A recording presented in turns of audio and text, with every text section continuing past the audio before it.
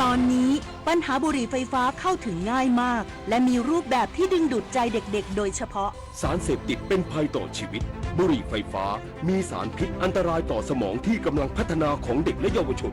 อนาคตประเทศชาติจะพัฒนาอย่างมีคุณภาพร่วมปกป้องเด็กและเยาวชนจากบุหรี่ไฟฟ้าคนไทยไม่เอาบุหรี่ไฟฟ้าคนไทยไม่เอาบุหรี่ไฟฟ้าคนไทยไม่เอาบุหรี่ไฟฟ้าแม่ทัพภาคที่ 4 และผู้อำนวยการรักษาความมั่นคงภายในภาค 4 คุมเข้มความปลอดภัยในพื้นที่จังหวัดชายแดนใต้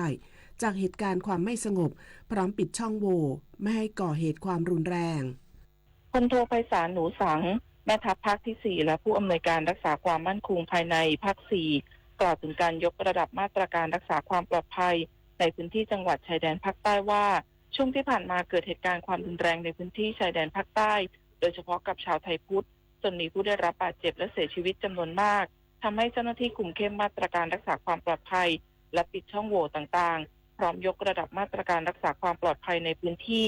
เพิ่มความระมัดระวังในการปฏิบัติหน้าที่และให้ความสำคัญเป็นพิเศษดูแลความปลอดภัยของประชาชนโดยเฉพาะกลุ่มเปราะบางซึ่งเป็นเป้าหมายที่ผู้ก่อเหตุมุ่งโจมตีในขณะนี้ขณะที่การติดตามตัวผู้ก่อเหตุมารับโทษทางกฎหมายหรือผู้ต้องสงสัยมาสอบสวนพร้อมขอความร่วมมือจากประชาชนสนับสนุนการทำงานของเจ้าหน้าที่ปฏิบัติตามมาตรการรักษาความปลอดภัยอย่างเคร่งครัดและใช้วิจารณญาณในการรับข้อมูลข่าวสารโดยควรรับฟังข้อมูลจากหน่วยงานราชการที่เกี่ยวข้องโดยตรงเพื่อป้องกันการตกเป็นเครื่องมือของผู้ไม่หวังดีที่พยายามบิดเบือนข้อมูลเพื่อบ่อนทำลายความสงบเรียบร้อยในพื้นที่รวมทั้งทำความเข้าใจกับผู้นำศาสนาและให้ช่วยเป็นกระบอกเสียงในพื้นที่หากประชาชนพบเห็นบุคคลต้องสงสัยหรือพฤติกรรมผิดปกติสามารถแจ้งเบาะแสได้ตลอด 24 ชั่วโมงปิยาพันธ์ยังเทียนรายงานกองกำลังผาเมืองจัดกิจกรรมตามโครงการหมู่บ้านเข้มแข็งคู่ขนานตามแนวชายแดนในพื้นที่อำเภอเวียงแหงจังหวัดเชียงใหม่เพื่อสร้างความร่วมมือในการป้องกันภัยด้านต่างๆและสิ่งผิดกฎหมายพันเอกอำนาจวชิรศักดิ์โสภานะผู้บังคับหน่วยเฉพาะกิจชยานุภาพเปิดเผยว่ากองกำลังผาเมืองโดยหน่วยเฉพาะกิจชยานุภาพร่วมกับชุดปฏิบัติการกิจการพลเรือน309กองกำลังผาเมืองชุดสัมพันธ์มวลชน3201กองอำนวยการรักษาความมั่นคงภายในภาค3ส่วนแยก2ร่วมกับส่วนราชการอำเภอเวียงแหงองค์กรปกครองส่วนท้องถิ่นและประชาชนในพื้นที่ฝั่งไทยและฝั่งประเทศเมียนมาจัดกิจกรรมโครงการหมู่บ้านเข้มแข็งคู่ขนานตามแนวชายแดนระหว่างบ้านหลักแต่งตำบลเปียงหลวงอำเภอเวียงแหงจังหวัดเชียงใหม่กับบ้านเมืองเตาะและเมืองทาประเทศเมียนมาโดยมีกิจกรรมแลกเปลี่ยนการแสดงศิลปะวัฒนธรรมประเพณีทั้ง2ประเทศการทำแนวกันไฟ2แผ่นดินการแข่งขันกีฬาเชื่อมความสามัคคีและการให้บริการด้านการแพทย์เบื้องต้นเพื่อสร้างความร่วมมือในการป้องกันภัยด้านต่างๆและสิ่งผิดกฎหมายและร่วมกันสอดส่องดูแลแจ้งพฤติกรรมกลุ่มบุคคลที่ไม่หวังดีต่อประเทศชาติบ้านเมืองตลอดจนเป็นการส่งเสริมแลกเปลี่ยนประเพณีและวัฒนธรรมภูมิปัญญาชาวบ้านระหว่างกันถนอมศรีแก้วเลิศสวท.ฝางรายงาน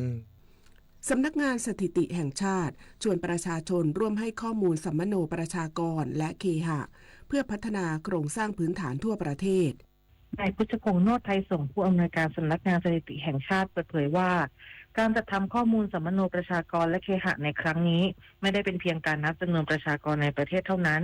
แต่ข้อมูลที่ได้ยังมีความสำคัญอย่างยิ่งต่อการวางแผนงบประมาณและการพัฒนาสาธารณูปโภคในแต่ละพื้นที่ไม่ว่าจะเป็นโรงพยาบาลโรงเรียนถนนหรือสิ่งอำนวยความสะดวกภายในชุมชนให้สอดคล้องกับจำนวนประชากรที่อาศัยอยู่จริงทั้งนี้ข้อมูลที่ประชาชนให้จะถูกจัดเก็บเป็นความลับและไม่มีผลต่อการจัดเก็บภาษีแต่อย่างใดทั้งนี้สำนักงานสถิติแห่งชาติขอเชิญชวนประชาชนให้ความร่วมมือในการให้ข้อมูลที่ถูกต้องและเป็นปัจจุบันกับเจ้าหน้าที่สำรวจในนามคุณมาดีที่จะลงพื้นที่เก็บข้อมูลตามบ้านเรือนต่างๆตั้งแต่วันนี้จนถึงวันที่19มิถุนายน2568หากประชาชนมีข้อสงสัยสามารถสอบถามเพิ่มเติมได้ที่หมายเลขโทรศัพท์02-142-1234หรือสายด่วน1111ชวิสาปทุมมารายงานจบข่าวอรัญญาชมชื่นอ่านรับฟังข่าวครั้งต่อไปเวลา 10:00 น.ค่ะติดตามข่าวที่นำเสนอไปแล้วได้ที่ www.thainews.prd.go.th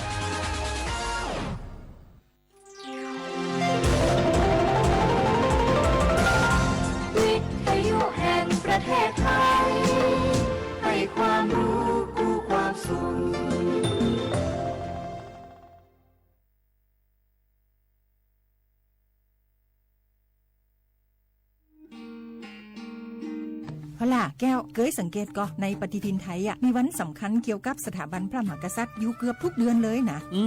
แต่ก็นี่แต่กะก็อย่างเช่นเดือนมกราคมวันที่17วันป่อขุนรามคำแหงวันที่18วันสมเด็จพระนเรศวรมหาราชส่วนเดือนมีนาคมวันที่31วันพระบาทสมเด็จพระนางเกล้าเจ้าอยู่หัว2เมษายนวันคล้ายวันพระราชสมภพกรมสมเด็จพระเทพราช6เมษายนวันจักรี4พฤษภาคมวันชัดมงคล3มิถุนายนวันเฉลิมพระชนมพรรษาสมเด็จพระนางเจ้าพระบรมราชินี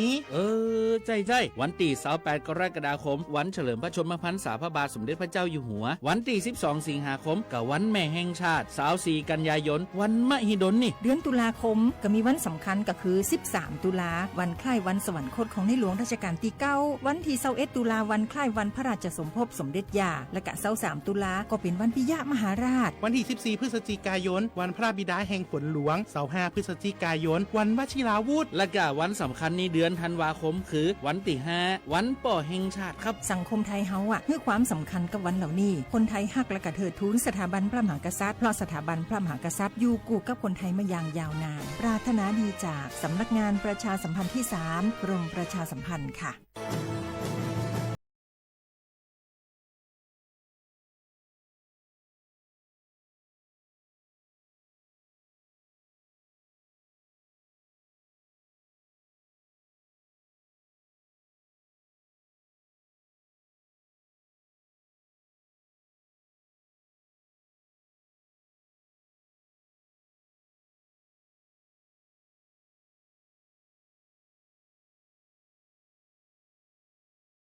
แพร่ความลับผู้อื่นนำความลับหรือภาพลับผู้อื่นมาเปิดเผยผ่านออนไลน์หลอกลวงคุกคามข่มขู่ให้ผู้อื่นหลงเชื่อเพื่อหวังทำไม่ดีไม่ร้ายหรือหลอกลวงด้วยวิธีการต่างๆสร้างกลุ่มในโลกออนไลน์เพื่อโจมตีกีดกันตั้งเพจแอนตี้โจมตีคนที่ตัวเองไม่ชอบเพื่อการโน้มน้าวให้คนอื่น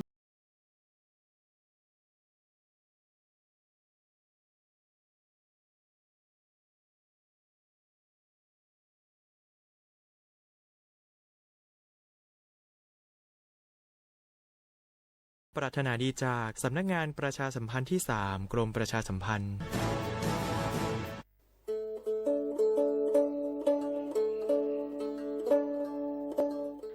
ชอปเปอร์ปือโพแบบโพมึงอะพัตีก็งานย้อนตันเนียนี่จะก็เฮ็ดแต่เกนตากีตักโลบักคาเวเลอปะจอแต่โพอะตากีตาบาอะโจกมอเนาะตาโจกมอเลตากีตาบาเลปะทีปูกอปูนี้แกโจกมอเลปะจอแต่โพอะตามานอค่ะตาทันเลคือถอดตือเลตาอมุทื่อนี้และปะสิญญานี้ก็แวมีเลสิทธิบัตรทองหรือสิทธิ30 บาทขอปัญญาเลเจเซอร์ชีนี้ยาดาชาเซก็มีเดเนาะแกตามาเลปะโดอะตามาโตเจอปะจอแต่โพแกตาสูออกตาสวยออกก็สีสระอปุยมารีทอเกปุรีปบานหมอ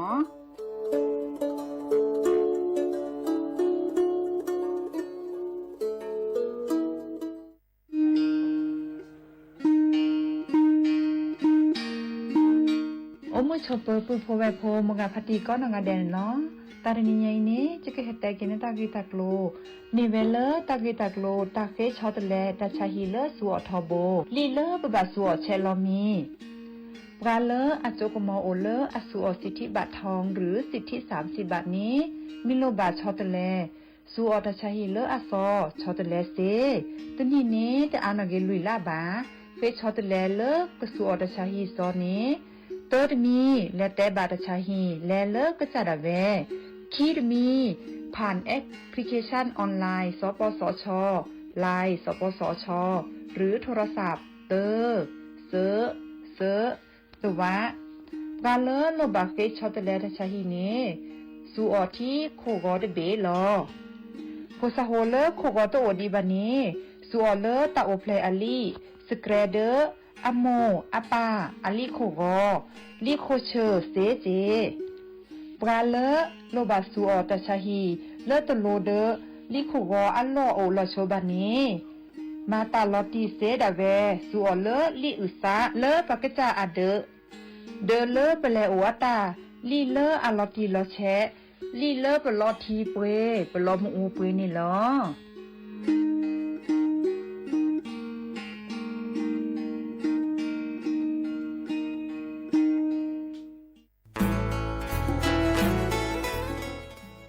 กีแม่เฮกันยับปือพบแวพก็ดีก็กาโอกต่อตาชูอุชุแกก็มีแดดดีสอแล้วก็มาจากลอสก็เจอ PM 2.5 กลีสอก่อนเลิกกับบัตรที่บัตรโตบัตรปตากสุกษาตาชวดเลเนจัดทนเล่มมือนี้มือซอเตอร์มกราคมนี้คิกระทษแซกซาคุชิโกและตื่นเล่มมือนี้มือซอเตชิแซพฤษภาคมนี้คิกระทษแซกซาคุชิโกตาการเล่นลมบาดชุกแกทอตาตันโลโอแล้วก็บาดชุกแกทอตาซุปปาเตอร์เนชุลามีชุลาสาเคยอควเพลระบบไฟดีตากาตมาพอช่วยบัดเป็นหลอดสัตดีสอเลเวกีแม่ก็จีนหย่อไว้ด่าบัดเลิกก็บัดเต้นอยู่แล้วขวบปูเมตมีบัดตาอ่อนเลาะบัดก็คือเลเจตาบัดเลิกคิมเมเซปอตากาเลโตก็มีอุปชาแกทอตลอดตัดเลเมตมีบัดปลาเลิมากมุกมามตาเนแต่สิญญาณในเล็บเบอร์โทรศัพท์053-112-808เมตเมบะเตอร์ควีเตอร์แต่เชื่อก็ต่อคิชิลุยนารีอัตตปูเนนอสุขภาพก็แย่ตาม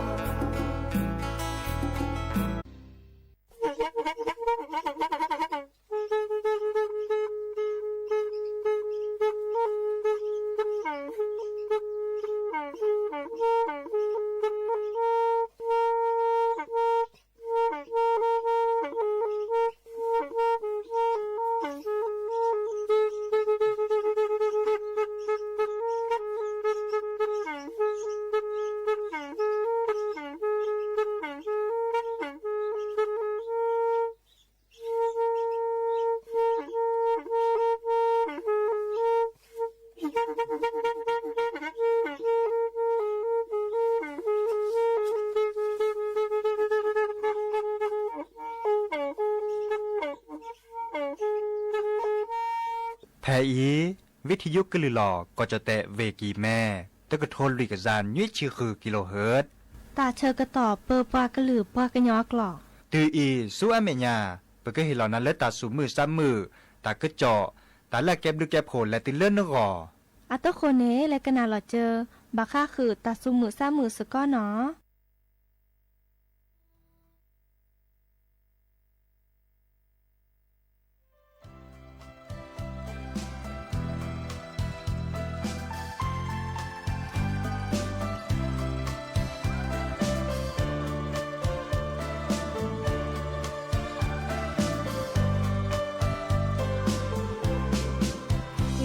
ทอลีบาเลสุตามา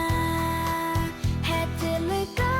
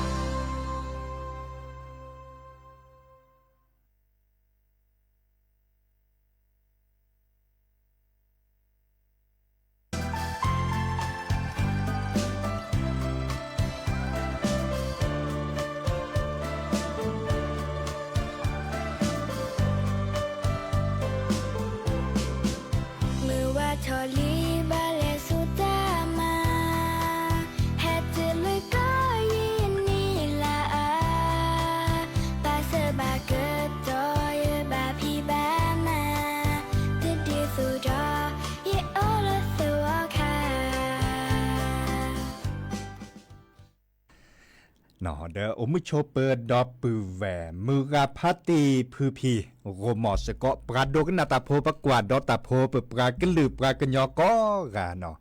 ตาเชกต่อรอคอควินนารีและติเลอร์อนาริเตชีแฮกันนาดอตาซอตาแซเลอร์วิทยุกลือหลอก็จอเตเวกีแม่แต่ตอนใหญ่อีหรอยาดีเจเสมอเนาะจอสับปิเสมอเฉลิมสิริวงชัยแฮตุกอดับปือแวดอลีซีโซโดเฮริเฮบาลอซาตัวดูตัวจุลอซาดยาโทรศัพท์แฮคอเซเจเบอร์โทรศัพท์0532760007ว่าแจเซอคีนุ้ยคือว่านุ้ยเนาะแต่ตอนนี้ยายแกเริ่มมือนี้มือซอเลวันหยุดราชการเต็นนี้ดอกแกมือนี้มือซออุบุโยซาเลปัดดูว่าประกาศพิตัมมาเนาะบาชาเจแฮตัวกอดับปือแวซีโซโดล่ะดินาคนในโลบาเคโดกนาตาสวิซาเชเดตัวดูตัวโจยาตาการเลือกกว่าดอลเลอร์เฟซบุ๊กอาปูเนาะดิซอเลอร์ออนไลน์อาปูเดอไลค์แชร์เฮกิบาลอซาเกวลาตะกตัวเกวมุขดับปูเวตัวดูตัวโจปราดกาลีเนาะแฮปปี้ทอเลอร์เตวดาซาโอเลกิมแมปูอีล่ะเนาะจอบแบงค์เนาะเตวดาปากอซาเลจอบแบงค์หามันหลบมาแล้วแต่เลเวกิแม่ใจก้าเนาะซื้อทอเกปรำหมื่นนอรกาโอโลอำเภอจอดตัวปูเนี่ยแต่เวลาอาตามีเลยจะเลยยุ้ยขวาเนาะน้องยุ้ยสุดาพรโอตลอดตัดเลออำเภอจอมทองปานี่เนาะก้อยดาอาเซียมีดีแหละบ้านใหม่สวรรค์เขาไม่แหละเนาะเป็นนาฮูเนาะเป็นนาฮูเลปลาเคโดกันนาตาสุมือซ้ำมือตาสวิซาเชอร์วิต้าเดออาเชอเนี่ยปลามือกันเนาะช่วยหล่อซานตาดิซอเมียลอสซิเซโยเนาะซิทอกันลัญญาลัญญาเนี่ยทีวีโตเนาะทีวีเดโตโทรศัพท์เดโตปากันนาวิทยุปอปอเรดิโอเนี่ยเนาะปากันนาปอโน่เพื่อตอนแรกนึกกันนาเซเนาะเมื่อฮันลอเมเกกอคอเมเกกันนาเดนาฮูพอสักควาเล่นในปาเชิดตาสวีเชิดตาสุมือซ้ำมือตาซื่อเซโยตึกโขคีกันได้เกปามือกันนอนล้นในปาเนาะปามือกันนอนเล่นในปาเคโดกันนาตาสวีเชื่อโขคีกันได้เกเลือปาพอสักควาอัลลอฮ์ซื่อเซโยโดมาลอเนาะดับปูเวแค่นี้บลอในซีโก้ทอดบลอดิซอเลดับปูเวแกตัวโดตัวจบกันดิซออีเนาะเดซื่อตื่อแต่เวลาตำรวจกันนาซาตาสวีแล้วนอบบานนาซาจากโคซุเนาะนอบานาซาจากโคซูสักเชอติเลอน้องยุ้ยเนาะแต่เวลายุ้ยสุดาพรอากอพอสักควารการเนบารุบ้าเลอาซาโกนี่นะพัดดุญากะทุญาเลเคโดกันนาตาสวีเลวิทยุอปูวีดาซื่อทอเกนะเนาะเซดาคอดินาโคเนแต่โจดจะก็แปลกขึ้นนะเนาะจะก็แปลกขึ้นนะปลาเลอกันนาวิทยุเลอโคคอดที่เมเกเลอพระบาโคเมเกโอมิชอเปอร์เจเนาะ FM 103.50 เมกะเฮิรตซ์เมเก FM 104.25 เมกะเฮิรตซ์เมเกเนาะบานาซัจจาโคซัวเนาะคือโดกันนาเวดาดาชั่วโมเลอเพื่อกันแลกันนาสุกอดบล็อกคอนดับแวนเมบาสุบาซาคือเคโดกันนาตาสุมือซ้ำมือตาสวิซาเชิญตาเดตัวโดดยากเกวไม่เมลปลาเลดิซอกกว่าดอกกันเลออนไลน์อาปูเลเฟซบุ๊กอาปูเนี่ยเนาะเด้ออันเนี้ยมูเน่เกวลาตะกะโตเกเนาะโลบาเคดกนาตาสักเวียนตาเด้อเกวลาตะกะโตจิกะพัดถอจิกะซื่อถอกิดับปูแวตะกาตือเนาะวันหยุดราชการแลดอกกว่าเนาะอุบิโอซากันนาดอตาสวีอาเดเจนอบานาซัจจาโคซูเชอตุเลมือกันนออำเภอจอโตปูเนาะน้องยุ้ยสุดาพรอากออากันนาเวตกันนาเวตอรบาจิบ้าเนาะ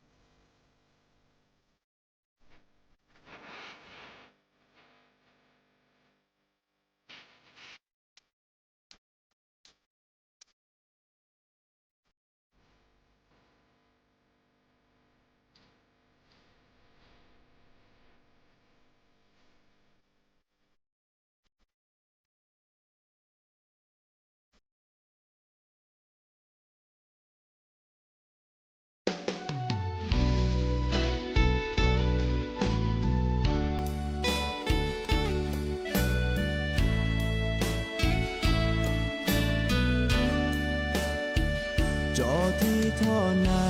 จอกว่านานาลอแอโดเกเลอมือหาจอเกโชโมทอนาตายืนาก็มือนี้สาบเลออีจอเฮนาลาลีจอแต่โลโลจอเตเมเลปวาลีโกนะเมเอจอจออีสาคือพาโดที่ปวางาโดตาเรนาเกจอเกอแอเทนาเกอแอนาเกอแอนาเกอแอนาเกอแอนาเดอาเกอแอนาเกอแอนาเกอแอนาเกอแอนาเดอา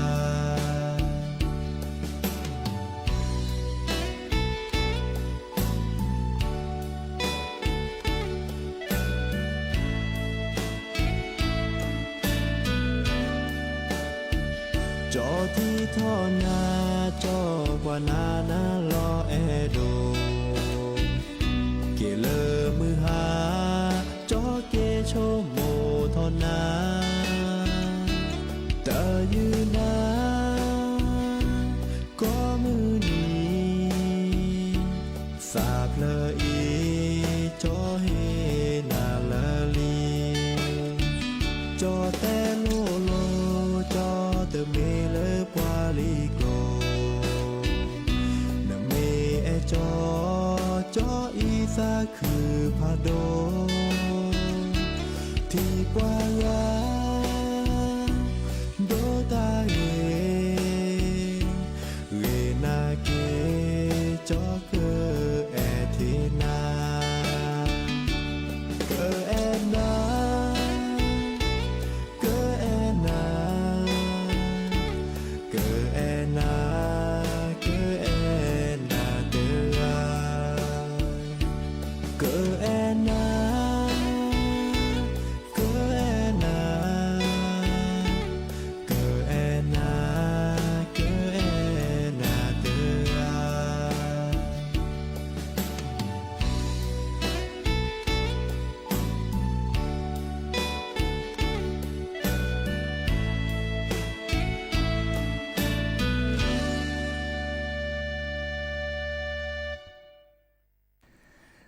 ก็เตอลินอตาสุมมือซ้ำมือตาสวิตซัดเชอเลอเปิดเชอติเลอดอปูแวบกระโดกันนาตาโพอากอมุขออเวตกาเตวดาตาโมกันนาซาตาสวิและเกตไลซาดอเจดออัตเลคาเดจชั่วโมมาเล็กคิดนี่นอตาติดิญญาอีตาเลอจะแปลตาสวิและนอลีเดอตากาเลบาซาเคโดกันนาตาสวิและอันนอเราเจอตาติดิญญาเนาะและเล็กแบกยอกจานี่เคโดกันนาเซลาเนาะแล้วเราเจอบาคาคือเลตาคือจอระคาระเนาะตาคือจอเลอัลโลโดดิซอเลปัดโดว่าปลาเฮตาโลโดเนาะเมวดาเลปาแกอธิบดีกรมการจัดหางานเนาะปรับทะเลาะตาคือจอเนาะนอรุ่งรัตน์มณีโชติอาแกเลจัดหางานแพลเวกิแมอันนี้กันเนี่ยแกตะโคเลเวกิแมเนาะเดนาฮูตะก็จอบาคาคือเลปาแก้คนนั้นเลวิบกปกดาเลอธิบดีเนาะกรมการจัดหางานเนาะเทวดาเวกิแมเนปากุปัญญาเชอทอตะก็จอนตาเลบาคาคือปลาเลแฮมันลมมันแล้วตาแฮพี่อมาตา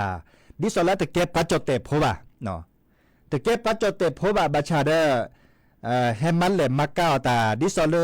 อะก็จำมาดาเวลาก็จาเนี่ยเนาะก็จำมาดาเวลาก็จำเมกซัวเมื่อประกาศคือเมียสามเมื่อแล้วประจดเตะพวกเมียสาข้าบาชาเมวดาเลก็จะมาดาเวจานี่เนาะก็จำมาดาเวอันนก่อตึบบากีบ่ะอันตึบบาเลที่ก่อตามมันหลบพิกบ่ะปะก้อยดาเลผ้าอันนอพาเวดาก้อยดาเลแรงงานต่างชาติเนาะแรงงานต่างชาติมีแรงงานต่างด้าวมีตาเสด็จภัยก็แฮปปี้เมาดาเวตาเล กิจจาตาเนี่ยเนาะก็อาจจะเปบาเนาะดิซอตามพี่ตามมาอาจจะก็บาเมเลอร์ปะจอเตโพก็บาประมาเซเนก็บาเซลาไทปะจอเตโพล่ะเนาะก็บาเมปะแกปะมีปะเสาเลอแกปะจอเตโพโอเดลีเดจัดลอติลอแชไม่เมเลอปะแกแรงงานต่างด้าวแต่เกิดห้ามมันหลุมมาแล้วแต่ในคาดก็บาสัวเมื่ออาเกียบาโมบาสัวเมื่ออาเกียมากึมมาทอดิซอเลอร์ปะก้อยดาปัตเตอรี่ของร้านตัดผมแล้วก็จะมีสาเดตเซเนาะกึมมาทอเลอร์ตามมันเลยมาเก้าแต่ดิซอเลอร์ร้านค้าเนาะเช่าก๋วยเตี๋ยวมีเกเนาะร้านค้าเลอตามมันเลยมาเก้าแต่ดิซอเลอร์ปากจันนก่อนนี่ก็บาเมเลอปะจอเตโพเนาะดิซอเชื้อชาติไทยสัญชาติไทยอเตเวดาดินี่บาชาเวกิแมเนปะเมเฮมาคอสุเวดารามอปะนาหุตะก็จอเตเวดาดินี่ปะเฮมาคอสุเวดาระลิเนปะจอเตโพละเกจอเตสุกาเตปะเกดิซอปะปานานาเลลิจาอุเวดาเนาะปะก้อยดาเลเชื้อชาติไทยสัญชาติไทยโอสุกาเตบากกาเตดิซอปะเตเลเพียเมาตาเตญอเลยบะบัดที่บัดโดเดปะเต่ามูเนาะเฮญญานี่ปะตาเพียเมาจะในเราไม่เตลโลเนี่ยเฮญญานี่ปะตามมาเนาะเฮญญานี่ปะตามมาเดปลาร้านเสริมสวยอันตาจันนี่เนาะประมากิมาวาลบัสซันตาอันนี้นาโคเนปลาแก้คนน่ะเลเวกิแมเลปะกอยดากรมการเลจัดหางานเพลเวกิแมนาหุตะก็จอดเตวดาก็เมเลปลาล็อกกว่าเนาะล็อกกว่าเราก็ตลอดแต่เลพิเลตอแหลเริ่มมาเวดาดิซอเริ่มไม่ต้องบากีบามาก็มาเวดาเดปะก็บาสุดเลยเนาะก็บาสุดเลยก็บาจีหยอกก็บาเกลก็สุดกว่าเตดิซอเลก็เห็นเมเลปะจอเตโพเนเนี่ยพี่เอามาเอาตาเลดิซอเลปะกอเลมาเอาตาดิซอเลก็จากแควเนาะมีมือปากกาคือมาอ๋อเนี่ยปัจจุเตพวนตาเนี่ยตนี่มาอ๋อหรือบ่าอามาซันนี่จะเนาะเมเลปากแกแรงงานต่างดาวถ้าก็แบบเมื่อรีบ้าแบบมันเลมาเก้าตาเลแต่นี่ติดซอติดลาเตือนแต่จันนี่หมออามาซันเลนี่จะอีกคันเนี่ยเลที่ก่อตามันหลบพิกะเนี่ยเนาะกวยเราได้ลิเนี่ยเนาะปือพ่อแวโพเลโตก่อตาดิซอลลอนลาบารุบาเลปลาแฮปรากฏว่าแรงงานต่างด้าวมีเวลาปลาเลแฮซัวเมื่อเกิดให้มันหลุดมาแล้วแต่แลกเหยียบบานในบาชาเห็นมาแต่นึกว่าไม่ร้อนละไม่ทีละร้อนละแต่ใครได้ตามแบบไหมเราก็ดิซอกก็จัดตัดแล้จากนี้เด้อแต่สิญญาเนี่ยกองทะเบียนจัดหางานแพเลเบอร์โทรศัพท์อักเวลเราไปเจาะเนาะเลเวกิเมสเซจเนาะเลดอททีดอกก่อเซจไม่เลดอททีดอกก่อคันโทรศัพท์เลเซจเบอร์โทรศัพท์02-354-1729เนาะเตเวดาดีนี่02-354-1729อาเกเลอร์สำนักงานจัดหางานสกุลที่สกุลก่อเนาะก็ตุลอกคอเชนะอันที่สองละแกเบอร์โทรศัพท์แล้วตัดคอที่พัดโดจ้ะนี่เนาะแต่สิญญาก็ตลอดตัดเล่เพื่อตอแลเลอัลลอลาเดปักเล็กเล็กเฮมเบอร์เลปัจจุเตโพเดซื้อบาแต่มาซอบาเนาะซื้อก็นี่มาแล้วแต่ลิซอเลอร์บากีแต่พี่ตามาเดกูเวดะเนาะอีกคันนี้เปิดเฮเตกุดับเวเนาะเลกิดอลเลอร์ตาสวีเตเพลคิเพลเนาะมาโชว์เตเพลมาโชว์เตเพลคอในบลอนในแค่ก็แฮกิวก็ลดอซาดอดุชิเนาะเลดอกว่าเลตาสวีเตเวดาตาเล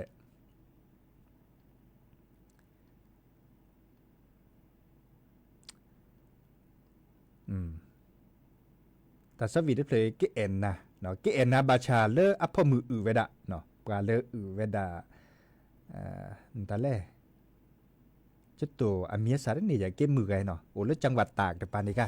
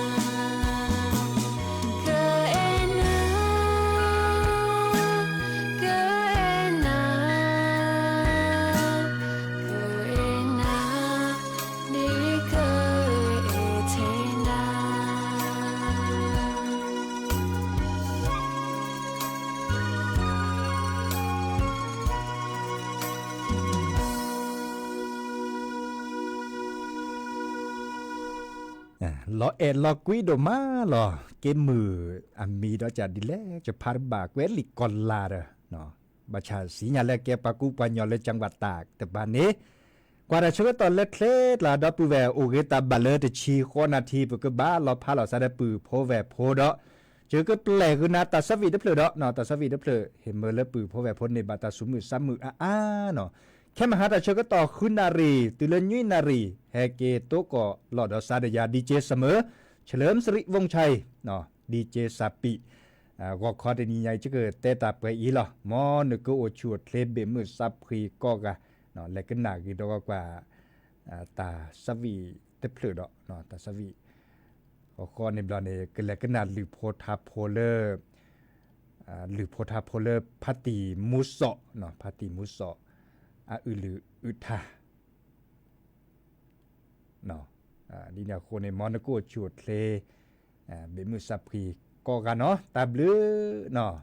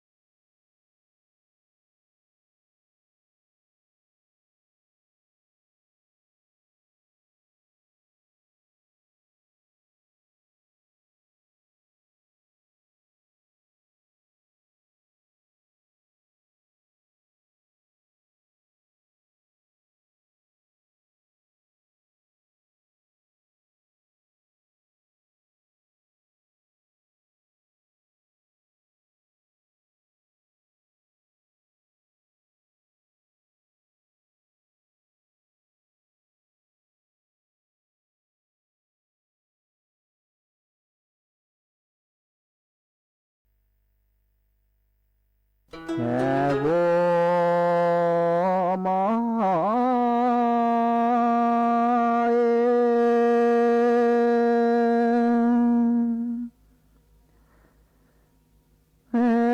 ดูพาเน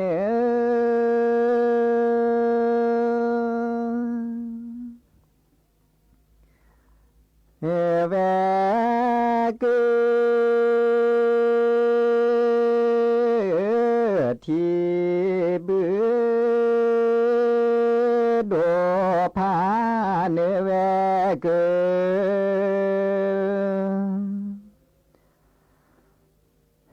ที่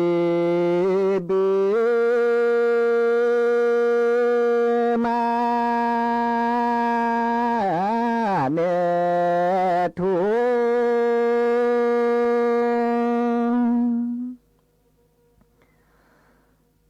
เกเนอเดมาเนทุเกเนอเดดาเตโอ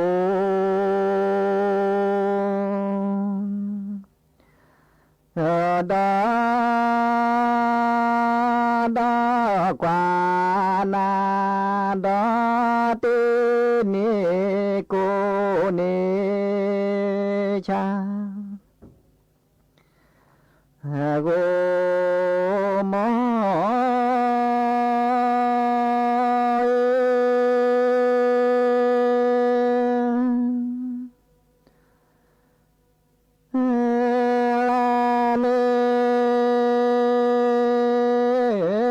เมขอ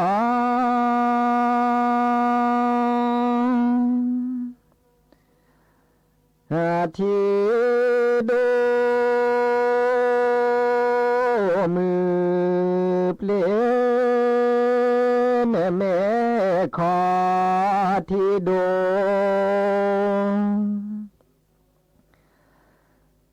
มือเปลี่ยนปลาทีเน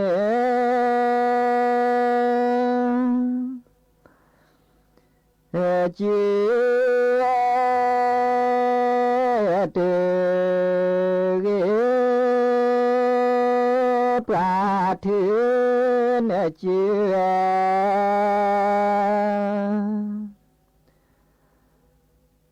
เตเกโมก็เด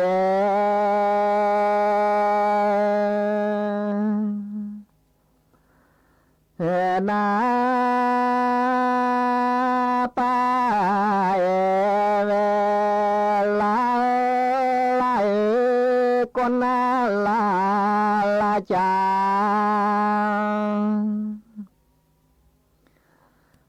โกมอ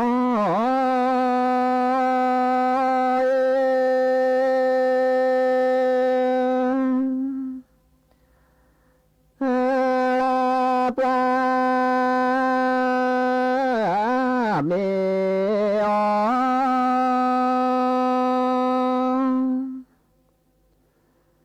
อสืบลีเดเสปลาเมอสืบลี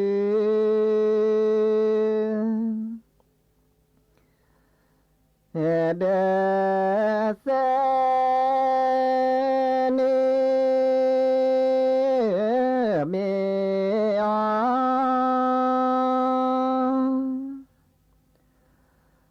อยาเจ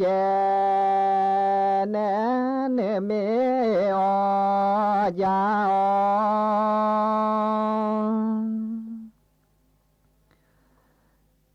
เจเนมู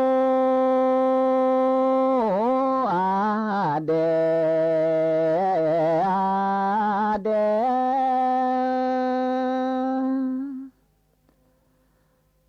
ชีบิตือแนเลเบเรคาเมชะทาโคเซกลอเอกลอเ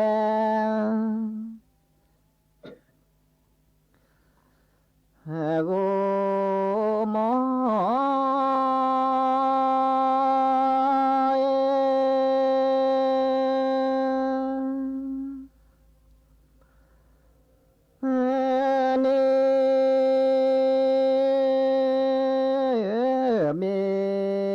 กลอ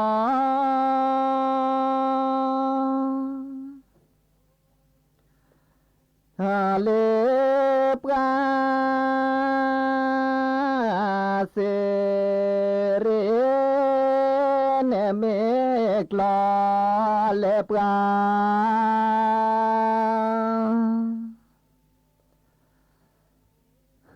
เส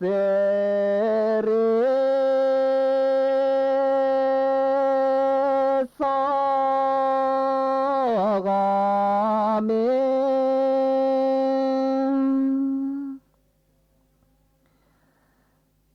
ก็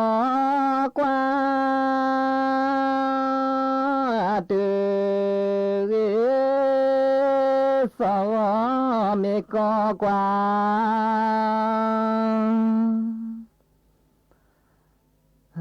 เสรีดอกว่านาเตจูพ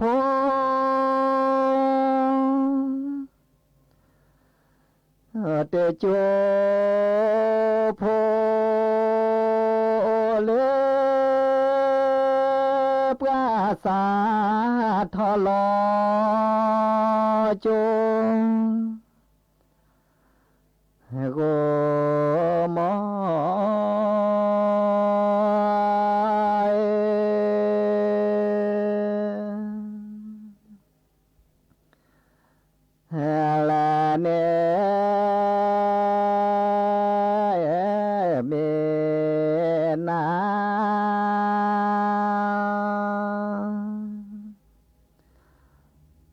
หูซอเปนเมนาหูซอ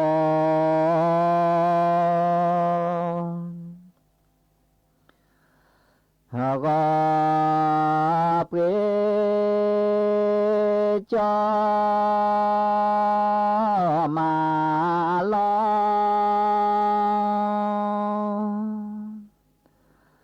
อนาอิเตเกจอมาลอนาอิ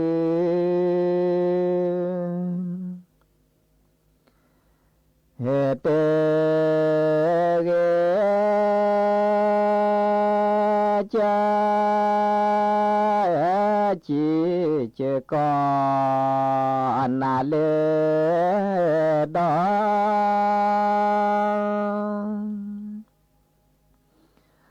เจจิเจกอนนาเลดอเนดอนาหูฮอชีนอโกมอ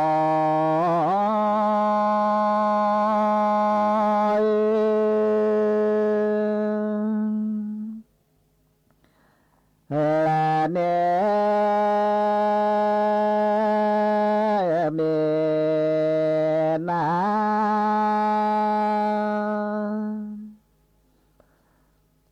หูซอ เกจอมาลอนาอิเตเกจอมาลอนาอิเฮเตเกจาจิเจกอนนาเลดอเจจิเจกอนนาเลดอเนดอนาหูฮอชีนอโกมอ เหูซอ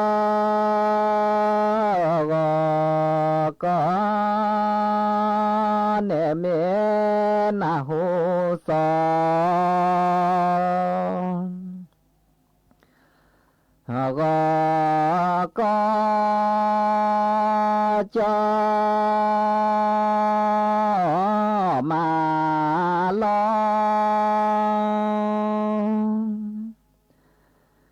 งนายเกจอมาลอนาย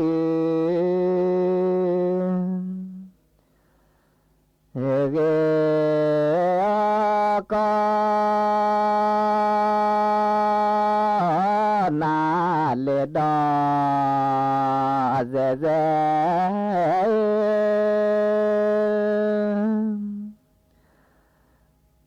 แค่ญาติก็บานาเลนเมื่อปรากอเลกาคือโกมอ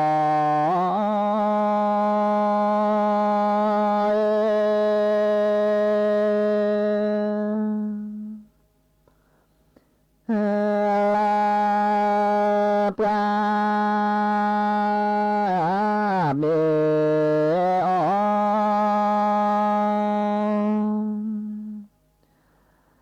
จาเน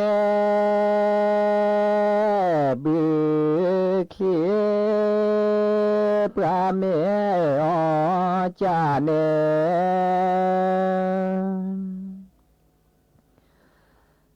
บิ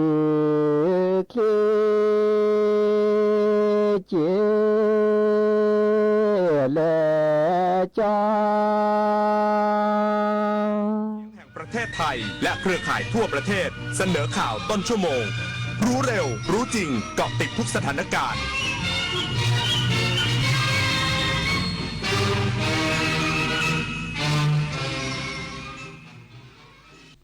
รับฟังข่าวต้นชั่วโมง 10 นาฬิกากับอรัญญาชมชื่อ